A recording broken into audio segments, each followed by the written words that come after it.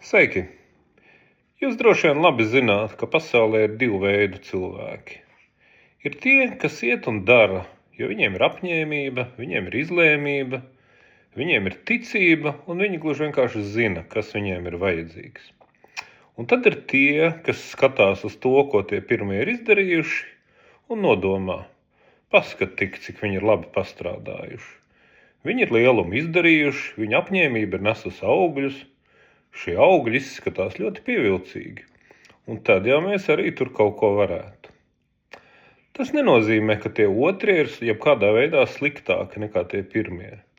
Vienkārši pasaule tā ir iekārtota, ka vieni pieņem lēmumus un iznes smagumus saviem pleciem, bet otrie tos izmanto.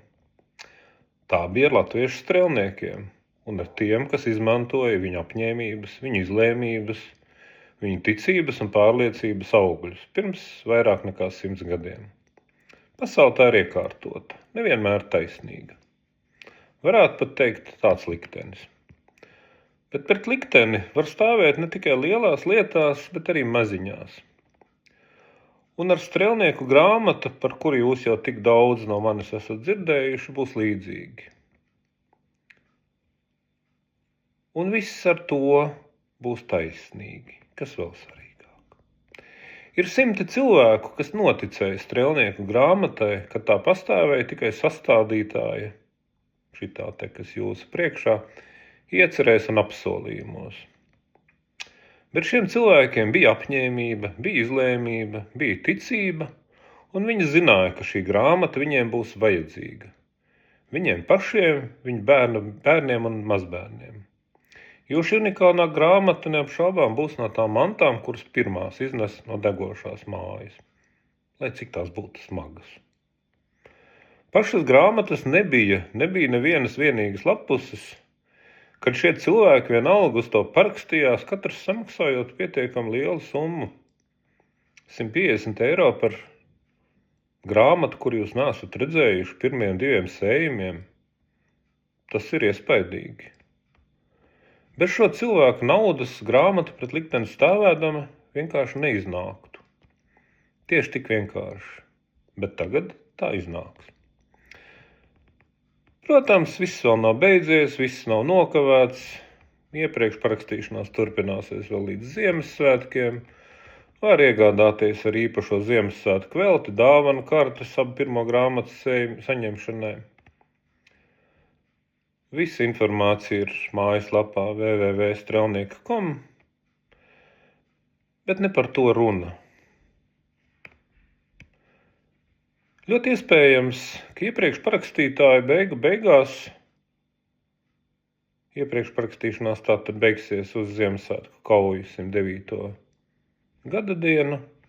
Ļoti iespējams, ka iepriekš parakstītāji būs bijis mazāk par 1000, kas ir grāmatas paredzētā tirāža. Loģisks jautājums, kas tad notiks ar pārējiem eksemplāriem? Šeit tad arī iestāsies tas taisnīgums manā izpratnē, kas pasaulē nevienmēr ir sastopams. Es neizslēdzu, ka šie atlikuši eksemplāri pēc grāmatas iznākšanas tiks laisti tirdzniecībā, lai varētu ķerties pie papīra pasūtīšanas jau 3. sējuma izdošanai. Taču nebūs tā, ka cilvēki, kas nebūs uz grāmatu parakstījušies laikus un iepriekš, tagad martā pēc tās iznākšanas saskatīsies uz to, kas nu ir sanācis pateicoties citu cilvēku apņēmībai un izlēmībai, un tā vienkārši varēs šo grāmatu iegādāties.